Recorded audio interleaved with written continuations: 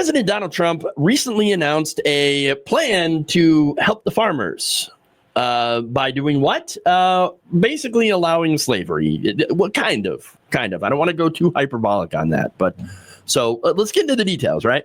Now, his new plan would allow farmers to keep their undocumented laborers by vouching for them, allowing the farmer to vouch for the undocumented workers. The H-2A visa program, which generally allows U.S. employers to give foreign nationals a temporary agricultural job by filing a petition on their behalf, will also be streamlined according to the Trump regime.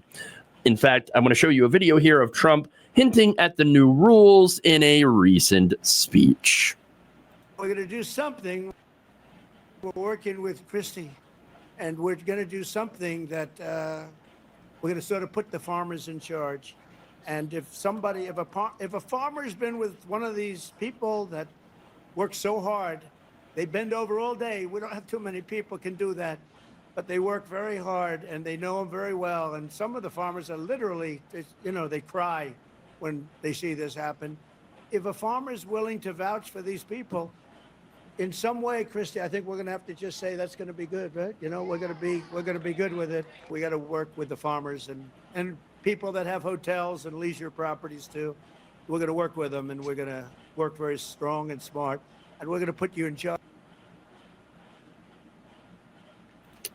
Shocker that he's carving out an exception for the very business that he is involved in. Very, very, how weird. It's interesting because there's another clip of him. I don't know if you have it or if you plan to play it, but it's the one where the literal backdrop of his comments are the concentration camp, the Alligator Alcatraz concentration camp, where he said, we have a lot of cases where ICE will go into a farm. These guys are working there for 10 or 15 years, no problem.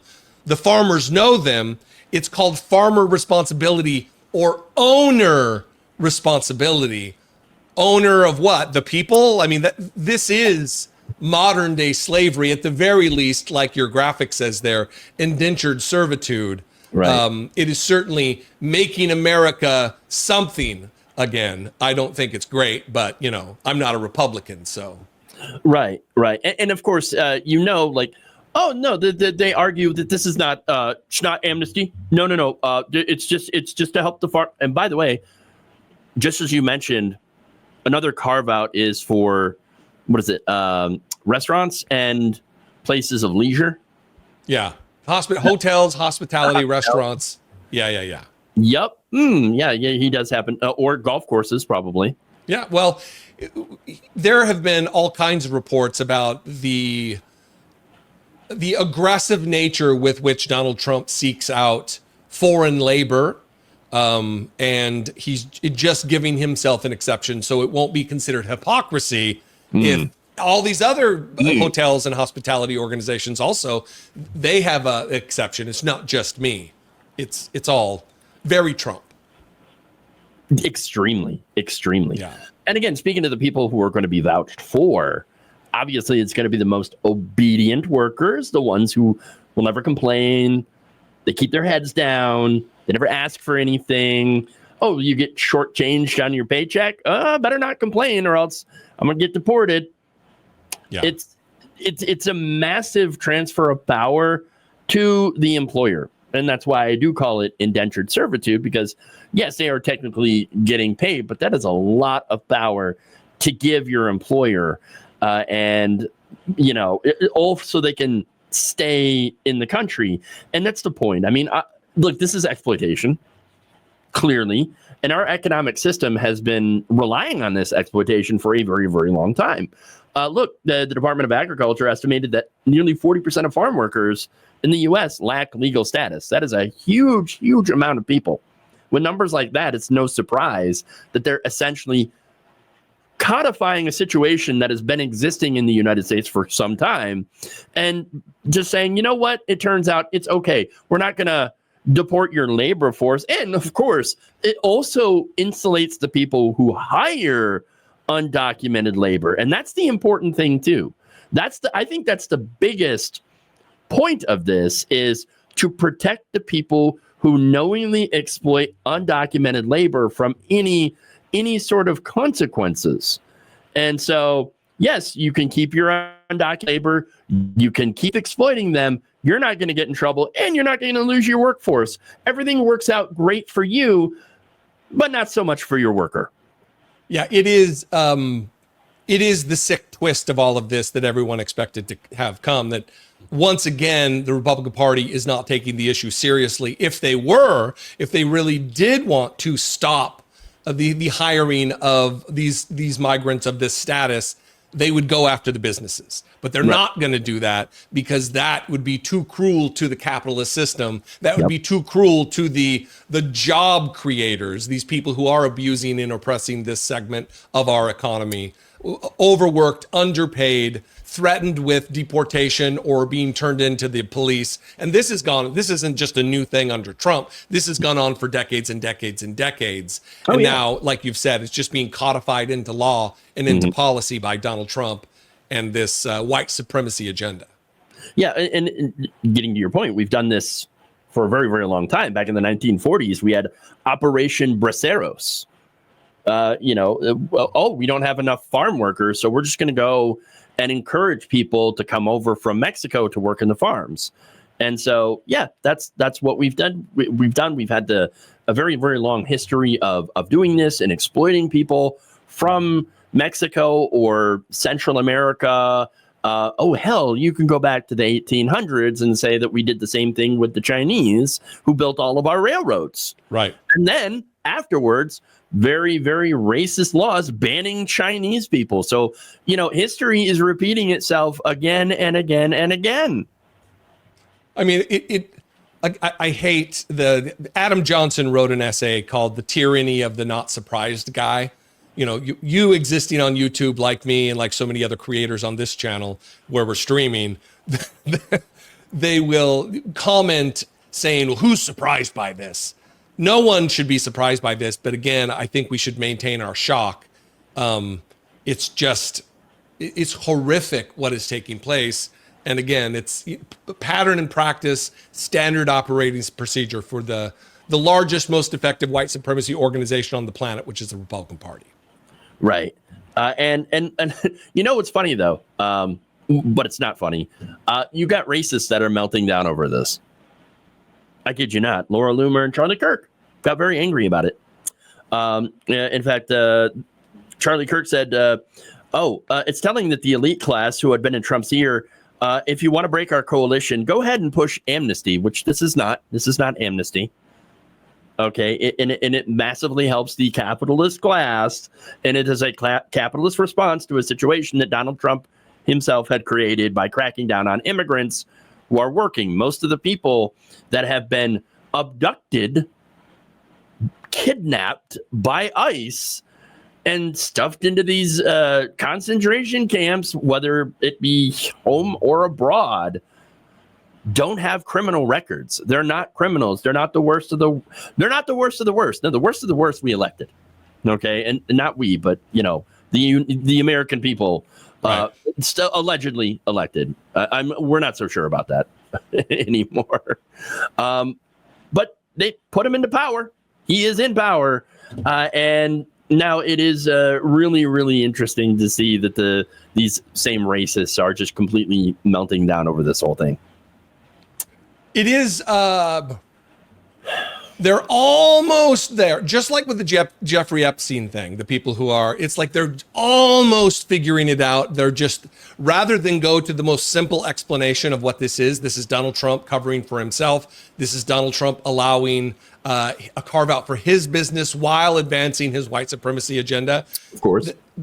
They want to say, it must be amnesty and the people who have Trump's ear, rather than, no, it's the guy making the decision, Charlie Kirk, relative to the Jeffrey Epstein stuff. He's covering for himself. It's not some deep state conspiracy, you dipshits. You almost got it. They just don't want to cross that threshold. You know what I'm saying? Into actually thinking critically and logically for once, and realizing that, this guy doesn't have our best interests at heart after all. No, well, it's an indictment of the influencer class within the Republican Party that they can't distance themselves too much from Donald Trump. Otherwise, those paychecks will be cut off. That all those clicks, all that clout, all that influence will go away, and that's not good for them. So they're gonna eventually toe the line. They're gonna come back into the fold, and they're gonna start spouting the propaganda for their dear leader. Yeah, because they always do. It's the same thing we've always seen happen with a lot of these MAGA people, these MAGA influencers. Just, you know what? Yeah, okay, so Trump did something that I didn't like, but you know what? Now I like it. I mean, I didn't believe that it was happening before, but now it's happening, and I like it, and so we were for this the entire time. You can't reason with these people. Yeah. That said, let's go on to the next one. Oh, I'm sorry. Let me read a comment here from Pitchfork Dragon that just said, "Don't say Christy Gnome 3 times. She'll kill your pet." That's a good one. I like that. Not if you're the pet. It's not a good one. But no. That's true. Very true. Very true. All right. Yeah, garbage in, garbage out. Here we go. A Trump voter is having some regrets as she is about to lose her health care as a result of the big, beautiful, nasty piece of crap bill that was just passed. X's Ultra MAGA lady, who has since deleted her account, gee, I wonder why, posted this. "I voted for Donald Trump to piss off liberals. It was hilarious. But this bill they're trying to pass will take away my Medicaid. I have type 2 diabetes with diabetic retinopathy. If I can't afford my medicine, I will lose my vision. I'm scared. I'm in tears and need urgent help." She needs urgent help. Well, in more ways than one, I think. Now, apparently her plea for sympathy fell on some deaf ears, although not really. It's just that, here's the thing. We're kind of tapped out on sympathy. At least I know I am. I can only speak for myself. And really, I'm actually reserving what little sympathy I have for the innocent migrants who have been stuffed in freaking concentration camps. Yeah. Yeah, listen, if this had got, let's create a bizarro world, an alternate universe where Kamala Harris was elected and then started doing the things Donald Trump is doing, I would have sympathy for people who voted for her because it would have been completely out of the blue and no one would have expected it. Donald Trump told us what he was going to do. We were sounding the alarm as loudly and as vociferously and as repetitively as we could. And no one wanted to listen on the MAGA side. So now that it's happening to you, now that you found your tragedy and accompanying that tragedy is a little bit of empathy, but only because you're being harmed, you can find somebody else to cry fucking tears for you because they're not going to flow from my eyes. Yeah, exactly. Because you look, we warned them. We warned them over and over again. Yeah, we told them. But and you know what? We showed them videos of Republicans talking about cutting Medicaid, Medicare, Social Security, how much they wanted to cut all that stuff, food stamps. They've been talking about this for a very, very long time. This is not a new situation. All right. Yeah. We have told them, we have showed them videos. And yet, fake news. Donald Trump says he's not going to cut any of this stuff. Or, one of the more recent lies about the big, beautiful bill. They're not cutting Medicaid. No, they're just kicking all the illegals off of it, except that anybody who's undocumented does not get federal benefits. And that you would think that you would know such a basic fact if you are talking about Medicaid. If you were on it, you would think that you would know, but no, they don't know. Project 2025 called for Medicaid cuts, and we have Project 2025. About 50% of it has been enacted at this point. And yet all it took for them to believe that, oh, no, we're not doing this, is the dear leader to say, oh, yes, no, we're not doing that. I don't even like it.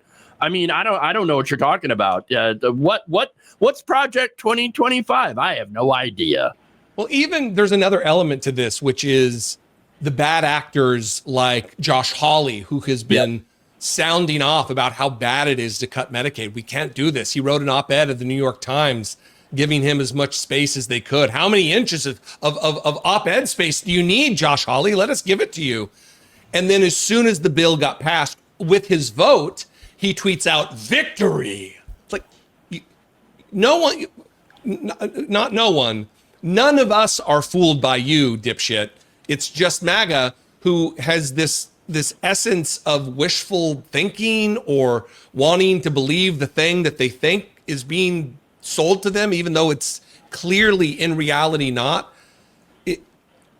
It's going to take at least a generation to undo the damage done by all of this, and not just from a policy perspective, not just on money that we have to appropriate to reverse the damage, but in a societal, cultural way of trying to bring people back from not just the brink of a conspiracy and disinformation, but fully being ensconced in it. It's going to take some deprogramming, and I don't mean that in some, deprogramming camps, but people are going to have to relearn how to think critically. Yeah, and AI is not helping that. AI is making us dumber. And I think that, again, that's the point. That's probably why they invested so much money into it. And I say, and by they, I don't mean some shadowy figures. No, it's the billionaires. Yeah, it's people like Mark Zuckerberg, like that are pushing AI because it's going to make them. They think that it's going to make them a whole boatload of money, so they can, basically fire workers and automate everything. This is not a conspiracy. This is business doing business stuff. Luckily for us, Mecha Hitler hasn't taken anyone's job yet. There's still plenty of work for Nazis out there to get their message out. So, thanks God.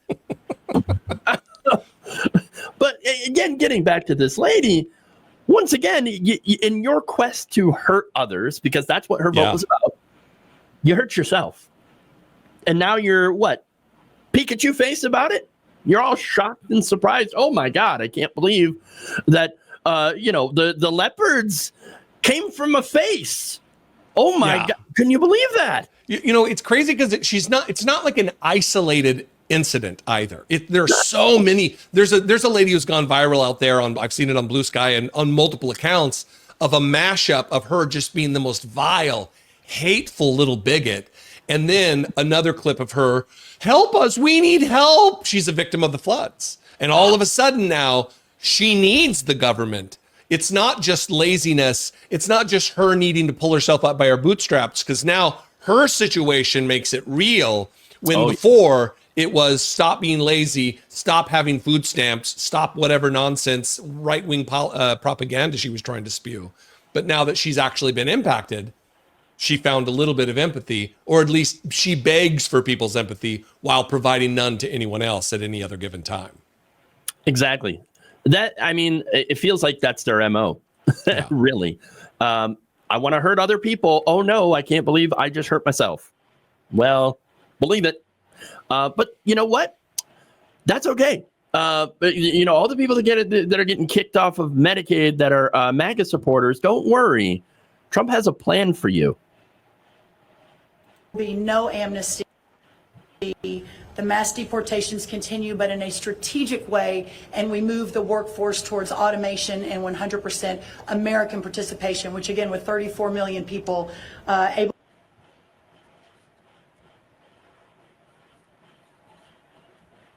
Do you love it? We're going to deport all of the migrant workers, and to replace that gap, to replace that vacuum in our economy, we want people to be dragged out of nursing homes and assisted living facilities, the poorest, the most feeble, elderly people, and we're going to get them out there in the fields to pick the crops that now, because of our immigration policies and our mass deportation and the tariffs and everything else, it's just the unholy confluence of all of Donald Trump's fuck-ups, and it's going to fall again on the poorest and most vulnerable in our society. And there you go. Once again, that's the plan. Trump has always worked for the rich. That's because he is, one of the rich. Ironically, he is one of the elites. The elites that he decries. I mean, he's desperately wanted to be the elite. No, he wanted to be more elite than the elite. No, Jeff. I don't think that maybe you're taking into account that Donald Trump Jr. called his dad, Donald Trump, a blue collar billionaire. Come on. He's not elite. He's blue collar. How does that work? I've never heard of such a thing. Oh. I mean, really? Like blue? No. More elite than the elite. And Trump himself had called himself more elite than the elite and said, "Oh yes, we're more elite than the elite," and that's it, because he has desperately wanted to be accepted by fellow billionaires. Because it is really funny. I don't think a lot of people remember this, and perhaps you do, but there are a lot of rich people that considered Trump to be a complete joke. Yeah.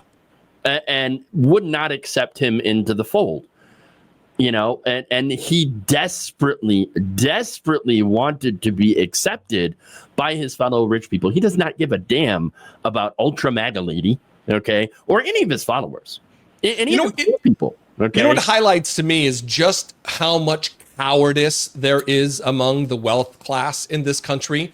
That you get just a little bit of power, and these fuckers bend the knee. One after the other, after the other, after the other. If you look at the inauguration, you have Jeff Bezos there and Mark Zuckerberg there and every other billionaire that is bending the knee to Donald Trump because of the power that he wields. Yet, people like you, people like me, people in our genre on YouTube, we're not bending the knee. We're getting louder and more bold in our criticisms. Mm-hmm. It's just fear of power, fear of losing their wealth, fear of retribution from Donald Trump. It's cowardice. Absolute cowardice. Nailed it. Thanks. When you're on fire, you're on fire. I'm finding myself on fire a lot lately, Jeff.